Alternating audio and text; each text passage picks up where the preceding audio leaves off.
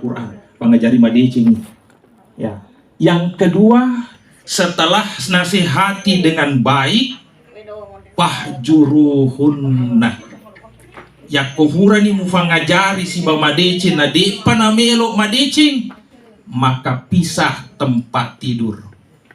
Pisah tempat tidur. Itu tuntunan Al-Quran. Tapi ada ulama tafsir mengatakan pisah tempat tidur tapi jangan pisah kamar. Nah, ada juga mengatakan pisah tempat tidur tapi jangan tinggalkan rumah. Kenapa jangan tinggalkan rumah? Nah, canggih agama masalah dalam rumah tangga keluar. Karena kuisane boleh pasti keluar dari rumah.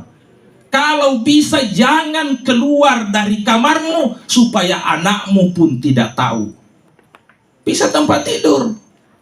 Ya kau faralitarni leu yasa idi paleu yawa. Tapi jangan keluar dari kamarnya supaya anakmu tidak tahu. Kalau ada tamu usahakan tamunya tidak tahu. Kenapa? Karena rahasia rumah tangga perlu terjaga dengan baik.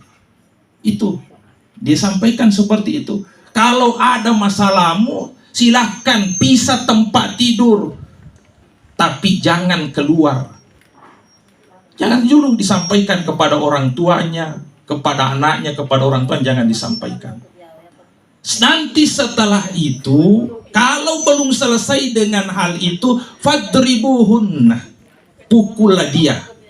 Tapi para ulama kita mengatakan pukulan yang dimaksud di sini sebenarnya kalau kita mau merujuk pada Nabi bukan pukulan fisiknya, karena tidak pernah kita dengarkan Nabi memukul istrinya.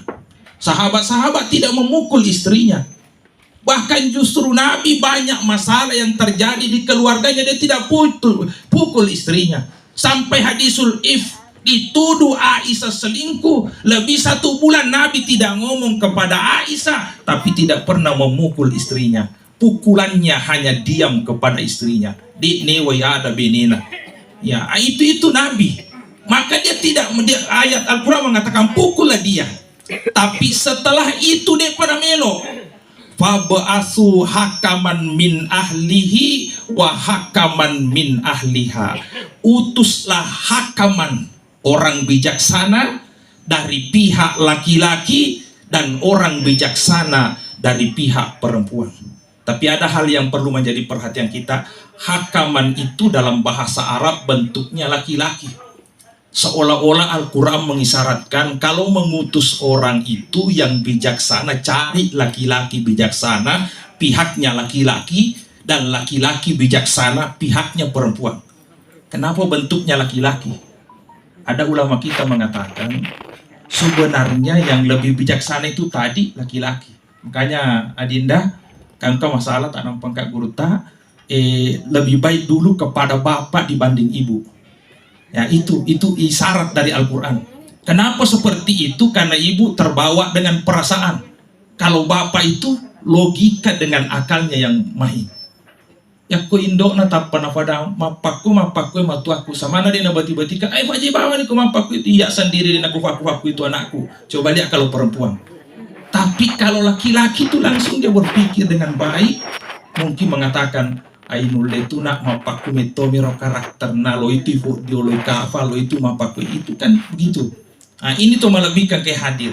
Makanya itu Al-Quran mengisyaratkan curhatnya itu cari orang bijaksana pihakmu dari laki-laki dan cari orang bijaksana dari pihak perempuan. Jadi Al-Quran itu sangat melarang sembarang curhatannya orang yang bermasalah dalam rumah tangganya. Apalagi curhat di Facebook, curhat di WA, pasang status, itu sangat tidak dibenarkan. Rumah tangga ini perlu ditutup dengan baik. Kepada orang tua pun itu sudah jalan terakhir, cari orang bijaksana, mempertemukan kalau ada masalahnya. Nah, ini tugasnya seorang laki-laki sebagai ar-rijalu qawwamuna 'alan nisa. Ini saya sampaikan untuk pengantin laki-laki. Jadi itu sekilas saya sampaikan, saya kira besok ada nasihat pernikahannya. Saya hanya ingin menyampaikan apa yang disampaikan oleh Andri Gurutta, Al-Imam An-Nawawi dan Ibrahim Al-Bajuri. Ini Imam Nawawi, ulama besar mazhab Syafi'i yang hidupnya umurnya hanya 40 tahun sampai sekarang selalu disebut-sebut namanya.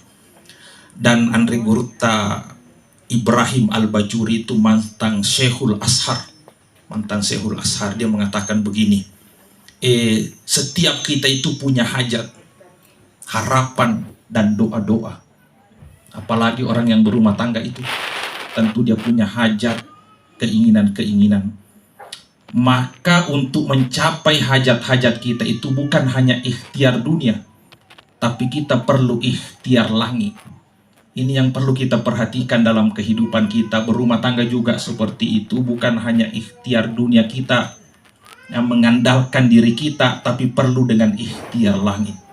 Maka kalau menginginkan Allah mengabulkan hajat-hajat kita, doa-doa kita, Andre Gurutta, Al-Imam Nawawi, dan Ibrahim Al-Bajuri mengatakan, yang pertama, usahakan perbaiki salatmu, salat 5 waktunya.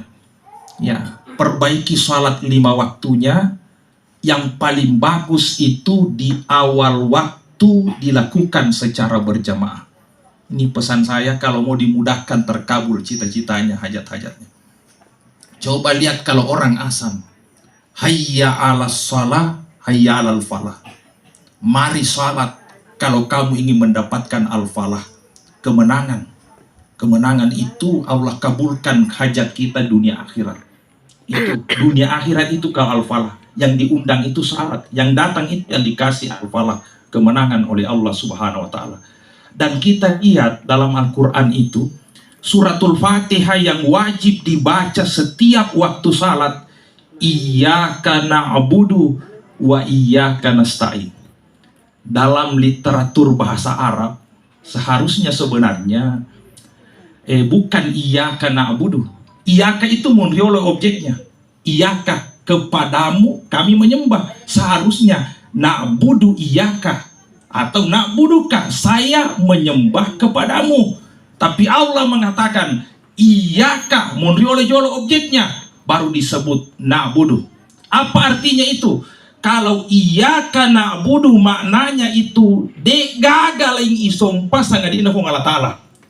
Kalau mengatakan na'budu iyyaka, masih bisa menyembah, usambah toko, tapi masih ada yang lain yang saya sembah. Itu syaratnya dulu. Maka orang yang betul-betul menyembah hanya kepada Allah, gagal menerima sompah di lain kong Allah Ta'ala, itu yang disebut iyyaka na'budu. Kemudian to melebihkan ke hadir, na'budu itu dalam bahasa Arab bentuknya jamak, banyak. Kami. Kalau abudu, saya menyembah kepadamu. Kenapa dibentuk banyak itu? Kenapa dibentuk kami? Seharusnya iyyaka abudu, kepadamu saya menyembah. Maka Andre Gurutta mengatakan, para ahli tafsir, itu satu isyarat salat yang dipakai menyembah itu 5 waktu ini yang wajib. Seharusnya na'budu, kami dalam bentuk berjamaah. Itu dalam bentuk berjamaah. Kau makan lagi iyyaka na'budu, nah lemu itu masa panjang. Ya kau mengaki masa panjang nak ada iyyaka na'budu, itu sudah benar. Makanya orang yang selalu salat berjamaah, salah satu keistimewaannya dijamin oleh Nabi, fatapuloma sona berjamaah, dibebaskan dari kemunafikan. Padena si salah, si bawa bacana, si bawa perbuatanna. Na'bu kami, dan memang dia banyak salatnya, dia berjamaah salatnya. Iyyaka na'budu. Dan coba perhatikan kata salat dalam makna salat wajib dalam Al-Quran. Itu salat as-salah yang menunjuk pada salat wajib, tulisannya dalam Al-Quran salawat, ada wawunya, bukan alif. Seharusnya kalau bahasa Arab itu dia pakai alif, tapi kenapa salawat, waw yang dipakai? Waw itu dalam bahasa Arab menunjukkan jamak. Itu isyarat dari tulisan salat bahwa salat seharusnya berjamaah, dan orang berjamaah pasti di awal waktu. Maka ini yang pertama yang perlu diperbaiki. Pasan Andre Gurutta Imam Nawawi, kalau kita dikabulkan hajat-hajat kita sempajat tafadicini, usahakan laksanakan di awal waktu secara berjamaah.